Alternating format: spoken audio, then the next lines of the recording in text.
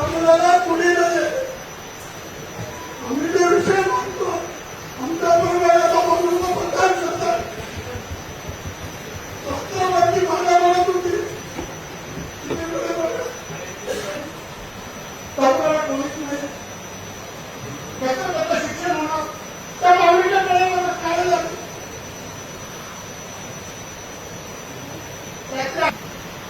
आमच्या भागाने खातो मॅडम तुमच्याशी महापौर तुमच्याशी पडले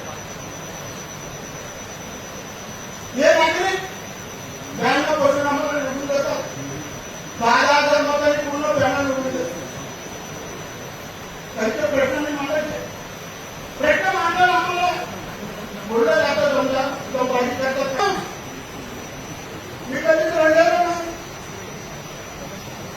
प्रत्येक